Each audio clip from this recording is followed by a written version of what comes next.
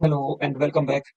तो last video में हमने देखा कि कैसे अकाउंट असाइनमेंट मॉडल क्रिएट किया जाता है और उसको ट्रांजैक्शन प्रोसेसिंग के टाइम पे कैसे यूज करते हैं।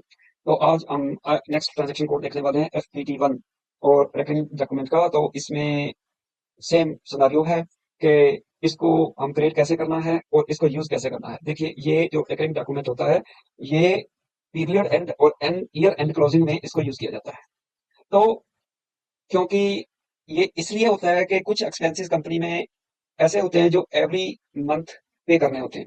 तो उनको पे करने के लिए हम एक ऐसा डॉक्यूमेंट तैयार कर लेते हैं जिसे जस्ट लाइक ए टेम्पलेट, ताकि हमें बार बार एंट्री ना करनी पड़े। FD50 में या F-02 में उसको बार बार एंट्री ना करना पड़े। तो एक बार उस डॉक्यूमेंट को क्रिएट कर लिया जाता है, तो फिर उस डॉक्यूमेंट में जो भी डेबिट क्रेडिट होता है उसको हम उस डॉक्यूमेंट को पीरियड एंड एक्टिविटी में एग्जीक्यूट करके उस एंट्री को पोस्ट कर देते हैं। तो पहले देख लेते हैं हमें क्या इंफॉर्मेशन डालनी है इस इंटरफेस में। इस इंटरफेस में थोड़ी इंफॉर्मेशन डिफरेंट है, जो हम कल अकाउंट असाइनमेंट मॉडल में देख रहे थे उससे थोड़ी डिफरेंट रहेगी। लेकिन चलिए पहले सबसे पहले ये देख लेते हैं कि आज का सिनारियो है क्या। तो सिनारियो हमारा ये है कि कंपनी जो है मंथली ऑफिस रेंट पे करती है $20,000 प्लस GST। तो रेंट जो डिफरेंट कॉस्ट सेंटर्स को उनका प्लिंथ एरिया जो है, जो एरिया उन्होंने ऑक्यूपाई कर रखा है, उसके हिसाब से उनको डिस्ट्रीब्यूट कर दिया जाता है वो रेंट। यानी कि वो पर्टिकुलर कॉस्ट सेंटर बियर करेगा जिसके हिसाब से उसने एरिया ऑक्यूपाई कर रखा है। तो यूजर ने रिक्वेस्ट किया कि एक वर्किंग डॉक्यूमेंट क्रिएट कर दीजिए, ताकि पूरे पूरे कंप्लीट फाइनेंशियल ईयर का, ताकि हमें हर महीने एंट्री ना डालनी पड़े। उस डॉक्यूमेंट को एग्जीक्यूट करके हम जो है, जो एंट्री है वो एवरी मंथ क्रिएट कर सकें। तो जो रेंट की डिस्ट्रीब्यूशन होगी डिफरेंट कॉस्ट सेंटर्स में, वो है 50% मैन्युफैक्चरिंग ट्रेडिंग में 50% और शेयर सर्विसेज को 50% मैन्युफैक्चरिंग ट्रेडिंग में 25% एंड शेयर सर्विसेज में 25%। तो ये है हमारा सिनारियो। और अकाउंटिंग ट्रीटमेंट क्या रहेगी? ऑफिस रेंट 3 बार डेबिट हुआ, एज जस्ट लाइक जैसे हमने प्रीवियस वीडियो में देखा था इलेक्ट्रिसिटी एक्सपेंसेस 3 बार डेबिट हुआ था। तो यहाँ पे ऑफिस रेंट डेबिट हो रहा है 3 बार। तो डिफरेंट कॉस्ट सेंटर्स को ये डिस्ट्रीब्यूट होगा। तो उसके लिए GL अकाउंट जो यूज होगा वो 471500। तो 3 टाइम्स ये अकाउंट हम यूज करेंगे। और जैसे मैंने आपको प्रीवियस वीडियो में बताया था, इनपुट टैक्स अकाउंट जो है ऑटोमेटिकली डिटरमिन करेगा सेप। तो इसको हमें मैनुअली इसमें कुछ भी नहीं डालना है। और जो प्रोविजंस है वो क्रेडिट हो जाएगी 89,000। तो ये हमारी प्रोविजन क्रिएट करनी है। तो ये जो प्रोविजंस है ये एक क्लियरिंग अकाउंट है। तो इसमें हमने क्लियरिंग अकाउंट में पहले भी देखा था, जो ओपन आइटम मैनेजमेंट के बेसिस के ऊपर जो अकाउंट क्रिएट किया जाता है, तो वो उसकी जो डेबिट क्रेडिट एंट्री होने के बाद वो क्लियर हो जाता है। तो ये पहले हम देख चुके हैं जो प्रीवियस वीडियोस में। तो चलिए अब इस रैंकिंग डॉक्यूमेंट को क्लिक करते हैं और फिर उसको कैसे पीरियड एंड क्लोजिंग के ऊपर एग्जीक्यूट किया जाता है वो देखेंगे। तो पहले पहले है फर्स्ट रन ऑन। देखिए, हमारा जो अकाउंटिंग फाइनेंशियल ईयर है वो है 1 जुलाई 2025 टू 30 जून 2026। तो at the end of every month हमने इस डॉक्यूमेंट को रन करना है। तो इसलिए हम फर्स्ट रन कब स्टार्ट करेंगे? 31 जुलाई को। और लास्ट रन जो हमारा होगा वो 30 जून 2026 को होगा।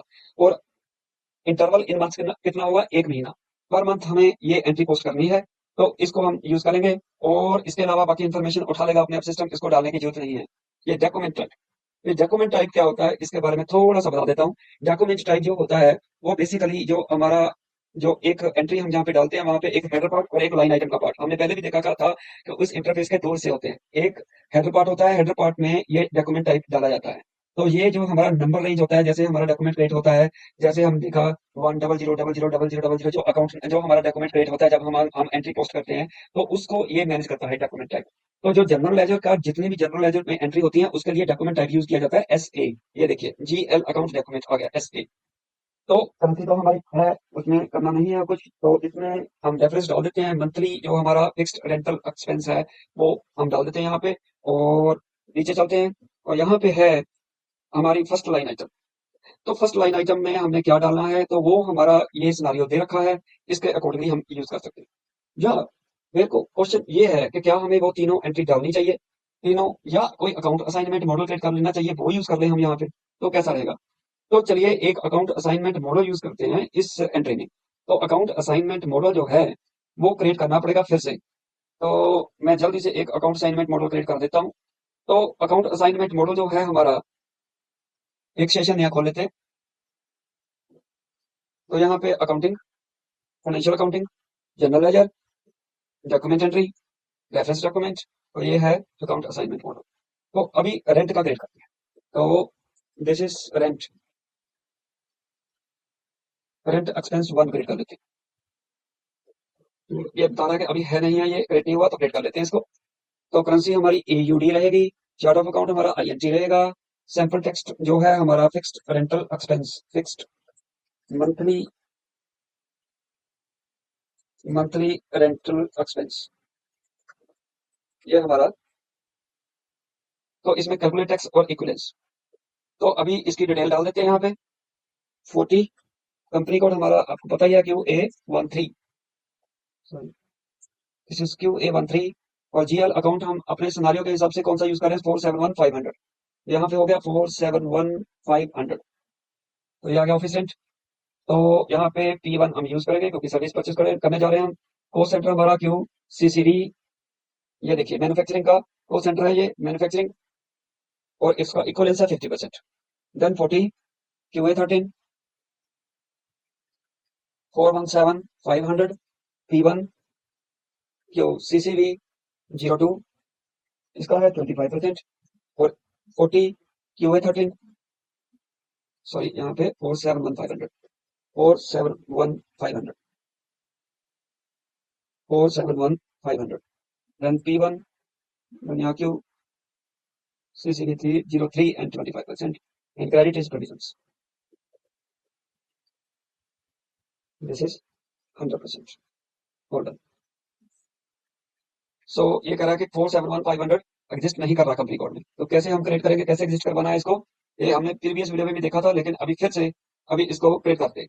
तो यहाँ पे इसको पहले सेट कर रखा है, QA12 में ये क्रिएट हो रखा है, QA13 में इसको करते हैं, तो कॉपी, और यहाँ पे 13, ये कॉपी हो गया। इसको जैसे सेव करेंगे तो QA13 में ये क्रिएट हो गया। तो अब वापस चलते हैं, तो देखिए अब ये उठा रहा है इसको। तो ये हमारा अकाउंट असाइनमेंट मॉडल क्रिएट हो गया। तो अब इस अकाउंट असाइनमेंट मॉडल को रेकरिंग एंट्री में हम यूज करेंगे।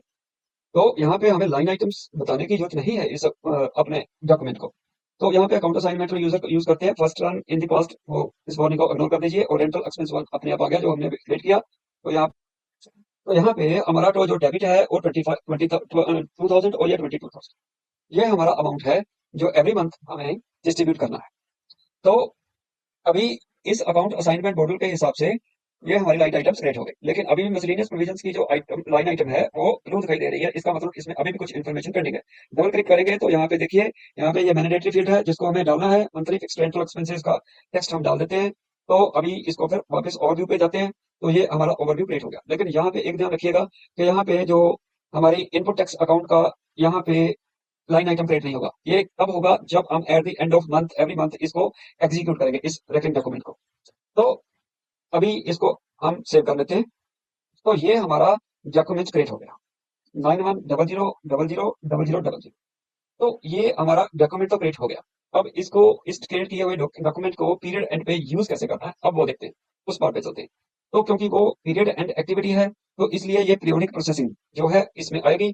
तो यहाँ पे हम जाएंगे तो ये देखिए रेकरिंग डॉक्यूमेंट का अलग से ये एक फोल्डर है, इसमें दो चीजें हैं, एक लिस्ट कर सकते हो और एग्जीक्यूट कर सकते हो। तो एग्जीक्यूट मैं बाद में आपको करके दिखाता हूँ, पहले लिस्ट करके दिखाता हूँ। तो ये देखिए अभी QA13 में कौन कौन से डॉक्यूमेंट हमें लिस्ट हो चुके हैं ऑलरेडी। तो यहाँ पे अगर आप एग्जीक्यूट करोगे तो ये डॉक्यूमेंट आ गया जो अभी हमने क्रिएट किया। 471500 3 बार डेबिट है और 89,000 क्रेडिट है। तो ये हमारा लिस्ट हो गया डॉक्यूमेंट जो ये क्रिएट हो रखा है। तो इस डॉक्यूमेंट को अभी हमें यूज करना है मंथ एंड एक्टिविटी के लिए। तो एग्जीक्यूट F.14। तो इसमें आप क्या कर सकते हो, या तो 91 जो हमारा डॉक्यूमेंट है उसको डाल सकते हो सीधा, और नेक्स्ट रन हमारा कब होना है, 31 जुलाई को हम रन करने जा रहे हैं, क्योंकि 31 जुलाई जो हमारा फर्स्ट मंथ है उसमें हम ये एंट्री पोस्ट करनी है। तो यहाँ पे अगर आप और इन्फॉर्मेशन कंपनी कोड वगैरह नहीं भी डालोगे तो भी ये उठा लेगा इसको, लेकिन आप जानना चाहते हो तो डाल भी सकते हो यहाँ पे कंपनी कोड QA13। तो अभी देखिए जैसे मैं इसको एग्जीक्यूट करूंगा, लेकिन ये एग्जीक्यूट होगा बैक एंड पे। तो पहले भी मैंने एक वीडियो में बताया था कि आने वाले टाइम में मैं आपको बताऊंगा आने वाली वीडियोस में कि कुछ SAP में जो प्रोसेसिंग होती है वो बैकग्राउंड में होती है, और कुछ फ्रंट एंड पे जो हम एग्जीक्यूट यहाँ पे कर देते हैं वो जो है फ्रंट एंड पे होती है। लेकिन कुछ ट्रांजेक्शन्स ऑटोमेटिकली जो SAP में वो बैकग्राउंड में प्रोसेस होती है। जैसे ये देखिए सेशन नेम मांग रहा है, आउटपुट कंट्रोल ये मांग रहा है सेशन नेम। तो यहाँ पे मेरा यूजर नेम है, यहाँ पे सेशन नेम मांग रहा है, तो सेशन नेम मैं जैसे इसको डाल देता हूँ जुलाई 2025, जुलाई रेंट 1 जुलाई 2025, ये डाल देता हूँ, मैं सेशन का नेम रख देता हूँ। जुलाई 2025, क्योंकि ये बैकग्राउंड पे इसको प्रोसेस होना है। तो इसको मेरे को जब मैं बैकग्राउंड में जाऊंगा वहां पे जब ये सेशन रन होगा, क्योंकि इसकी जो प्रोसेसिंग है वो फ्रंट एंड पे नहीं हो रही, इसकी बैकग्राउंड में प्रोसेसिंग होगी। तो कैसे होगी, वो भी एक नई चीज सीखने वाली है आज, वो भी मैं आपको सिखा देता हूँ। तो जैसे ही मैं इसको एग्जीक्यूट करूंगा तो ये देखिए, session rent one July 2025 was created. तो ये हमारा सेशन क्रिएट हो गया। तो इसका मतलब है इसकी जो प्रोसेसिंग है बैक एंड पे शुरू हो गई। तो उस स्क्रीन को कैसे एक्सेस करना है, कहाँ पे हमें जाके देखना है कि क्या प्रोसेसिंग हुई। तो उसके लिए ट्रांजेक्शन कोड है SM35। तो प्लीज नोट कर लीजिए SM35। तो इसको जैसे ही मैं यहाँ करूंगा, यहाँ पे मेरे को देखिए ये मेरा सेशन दिखाई दे रहा है। डिफरेंट सेशन लोगों के और भी हैं, लेकिन मेरे को ये सेशन, ये है मेरा सेशन रेंट वन जुलाई 25 जो मैंने नाम रखा था। तो जैसे ही मैं इसको प्रोसेस करूंगा, प्रोसेस सेशन, तो ये स्क्रीन आ जाएगी, इसको प्रोसेस कर दो। तो ये मेरे को दिखा रहा है कि क्या क्या इस ट्रैकिंग डॉक्यूमेंट में होने जा रहा है। तो पहली लाइन आइटम ये क्रिएट हो गई।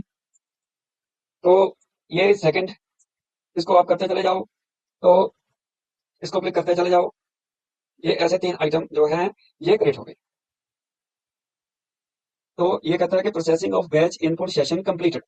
ठीक है जी, तो फिर सेशन ओवरव्यू पे जाके देख लेते हैं। तो यहाँ पे प्रोसेशन खत्म हो गया। अब क्वेश्चन ये है कि अगर प्रोसेसिंग कंप्लीट हो गई तो मेरा डॉक्यूमेंट क्या क्रिएट हुआ। तो वो देखते हैं FB03 में देख लेते हैं। तो ये मेरा डॉक्यूमेंट क्रिएट हो गया 100000012। तो इस डॉक्यूमेंट को मैं एंटर करके देखता हूँ क्या इसमें एंट्री डली। ये देखिए, ये आ गई एंट्री। तो इनपुट में अपने आप टैक्स में 2000 चला गया। 22,000 का हमारा प्रोविजन क्रिएट होना था रेंट का, और डेबिट हो गया। एक कॉल सेंटर, दूसरा कॉल सेंटर और तीसरा कॉल सेंटर। तो इसकी लेआउट चेंज करके हम कॉल सेंटर को इंसर्ट कर सकते हैं, चेंज लेआउट। तो चेंज लेआउट में अभी कॉल सेंटर को ऐड कर लेते हैं ताकि पता चल सके कि इस कॉल सेंटर में कितना अमाउंट है। चलिए कॉल सेंटर को यहाँ से ढूंढते हैं। तो इसने कर दिया it display one, this is call centre. तो इसको यहाँ पे इंसर्ट कर लेते हैं। तो इसको अब कर लेते हैं 1 2 3 यहाँ पे, और इसको चेंज कर लेआउट के हिसाब से देख लेते हैं। देखिए QCCB 01 02 03 के हिसाब से जो 50 50 50 25 25, तो ऐसा अमाउंट ये क्रिएट हो गया। तो ये है हमारी डॉक्यूमेंट एंट्री क्रिएट हो गई। तो this is all about the tracking document, कैसे क्रिएट करना है और कैसे उसको पीरियड एंड पे यूज करना है। तो ऐसे, क्योंकि हमने देखिए रिकरिंग डॉक्यूमेंट हमने 12 मंथ्स का बनाया है। तो अभी 1 महीने का हमने रन किया। तो एवरी मंथ ऐसे ही हम उसको बार बार करने की जरूरत नहीं है। F-14 में हम इसको एग्जीक्यूट करते रहेंगे और अपने आप ये एंट्री एवरी मंथ क्रिएट होती रहेगी फॉर द नेक्स्ट 12 मंथ्स। तो एवरी ईयर हम एक डॉक्यूमेंट क्रिएट कर लेंगे। जो जो एंट्री हमारी फिक्स्ड एंट्री है at the end of every month create होनी है, उसको हम ऐसे क्रिएट करके रख लेंगे, और फिर F-14 में उसको एग्जीक्यूट करते रहेंगे पूरे 12 महीने तक एवरी मंथ, ताकि वो एंट्री पोस्ट हो जाए। That's all for the day, thanks very much.